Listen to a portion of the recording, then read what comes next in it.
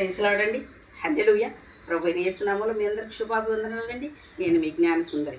అయితే మత్తయి సువార్త 20వ అధ్యాయం అండి. పరలోక రాజ్యము ఒక ఇంటి యజమానిని పోలి ఉన్నది.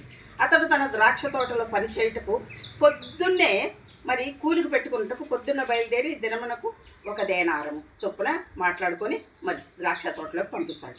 తర్వాత 9 గంటలకు కూడా కొంతమంది బజార్లో ఉంటే వాళ్ళని కూడా నా ద్రాక్ష తోటలో పని చేయడానికి రమ్మంటారు.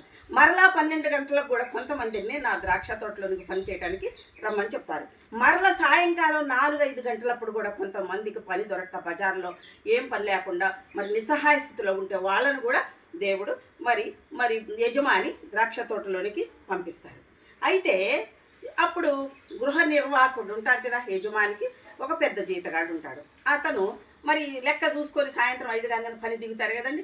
అప్పుడు వీళ్ళందరికీ డబ్బులు ఇవ్వనప్పుడు ముందు పొద్దున 9 గంటలకు వచ్చిన వాళ్ళు మనకి ఎక్కువ ఇస్తాడు డబ్బులు అని ఆశపడతారు. కానీ ఏ విధంగా ఒక్క దేనారాన్ని ఒప్పుకున్నారు? సాయంత్రం 5 గంటలకు వచ్చిన వారికి కూడా ఒకటే దేనారము, పొద్దున వచ్చిన వాడికి కూడా ఒకటే దేనారము చొప్పున ఇచ్చాడు. అప్పుడు వీళ్ళు కొనుక్కొని మేము పొద్దునకి వచ్చినావు, పగలంతా వచ్చినావు, ఎండలో పని చేసినావు, మాకు ఇంతేనా ఇచ్చేది అని అంటారు. అప్పుడు ఆయన అంటాడు, స్నేహితుడా, ఇది నా సొమ్ము, నేను వాళ్ళకి ఇవ్వటం, సాయంత్రం వచ్చిన వాళ్ళకి ఇవ్వటం మీకు కంటకింపుగా ఉందా? నా సొమ్ముని నా ఇష్టం వచ్చినట్టు ఖర్చు పెట్టుకోకూడదా?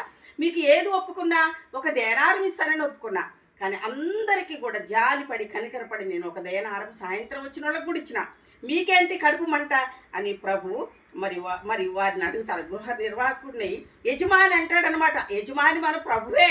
కాబట్టి చాలామంది ఎంతో ప్రార్థన చేసినట్లు ఉంటారు, కానీ దేవుల్లో ఉండరు.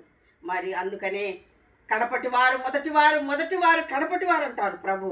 కాబట్టి లాస్ట్కి చివరికి వచ్చిన వాళ్ళు కూడా అదే దీనారం తీసుకున్నారు. ఎందుకంటే లాస్ట్ టైంలో కూడా, ఆఖరి సమయంలో కూడా ప్రభువా యేసయ్యా నా రక్షకుడు అని ఒప్పుకున్న ప్రతి ఒక్కరు కూడా అదే పరలోక రాజ్యము, మొదటి నుంచి ఉన్నటువంటి వారికి కూడా అదే పరలోక రాజ్యము మనకు దొరుకుతుందండి. ప్రభు అంటారు, చివరి సమయంలో అందరూ నువ్వే నా దేవుడు అని ఒప్పుకొని ఆయనను ఆకర్షించుకుంటారంట. వారికి కూడా పరలోక రాజ్యం దొరుకుతుంది, మనకు కూడా పరలోక రాజ్యం.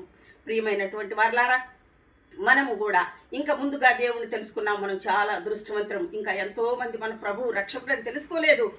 వారిని కూడా తెలుసుకున్నప్పుడు సేమ్ మనలాగే మనం పొందిన ఫలాలే వారిని కూడా అనుభవిస్తారని ప్రభు వారందరికీ కూడా నేను ఒకటే జీతం ఇస్తానని దేవుడు చెప్తున్నాడండి. కాబట్టి మనందరం కూడా ఇంకా ఏమి బాధపడిన అవసరం లేదు. చివరి వచ్చిన వాళ్ళకి, మొదటి వచ్చిన వాళ్ళు, మధ్యలో వచ్చిన వాళ్ళని ఏం బాధపడు. చాలామంది అంటారు, నిన్నగాక మొన్న వచ్చిండు గుడికి, ఏదో పెద్ద ఇది చేస్తాడు, అట్ట చేస్తాడు, ముందుంటాడు అంటారు. అలా ఏం అనొద్దండి. అందరూ ప్రభు దృష్టిలో సమానమే. ఆమేన్. Praise the lord.